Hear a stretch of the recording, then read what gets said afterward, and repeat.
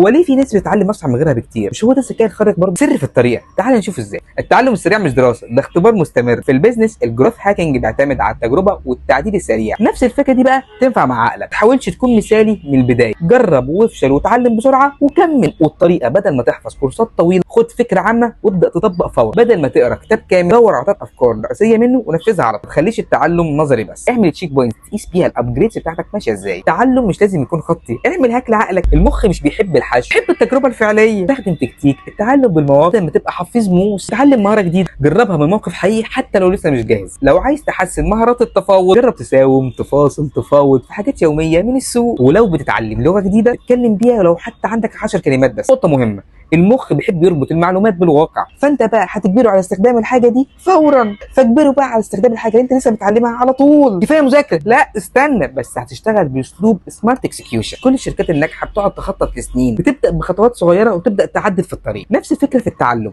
طبق 10 80 10. 10% افهم الاساسيات بسرعه، 80% جرب ونفذ حتى لو كان غلط، 10% الاخيره حسن على بناء التجربه اللي انت عملتها. يعني لو عايز تتعلم مونتاج، افتح برنامج زي كانفا، كاب كات، جرب الادوات اللي فيه، وبعدها ارجع للدرس لو محتاج تعرف تفاصيل زياده. ولو عايز تتعلم مهارات بيع، جرب تعرض منتج وهمي على اصحابك الاول كده، وبعدها طور اسلوب. التعلم السريع اكبر استثمار في نفسك انت. الشركات بتحسب الار او اي، العائد من الاستثمار بتاعها، في كل حاجه. طب ليه ما بتفكرش في التعليم بنفس الطريقه؟ وهتسال نفسك ايه المهاره اللي لو اتعلمتها هتديني اعلى عائد في حياتي؟ بدل ما تتعلم حاجه عشوائيه، دور على سكيلز تضيف ليك فلوس او فرص جديده. ركز على المهارات اللي هتديك هاي ار او اي، زي التواصل، التفاوض، الابداع، التفكير النقدي. اتعلم من محترفين مش من كتب بس. الناس اللي عملت نجاح اسرع معلمين ليك. هديك تيب صغير، اي مهاره هتكتسبها اسرع نسبه فرص نجاحك هتكون اضعاف. حد النهارده بقى ايه المهاره اللي لو اتعلمتها بسرعه هتغير حياتك؟ وهل انت عندك هاك معين بيخليك تتعلم اسرع؟ شاركني في الكومنتات، لا علينا نستفيد. كل سنه وانتم طيبين، سلام.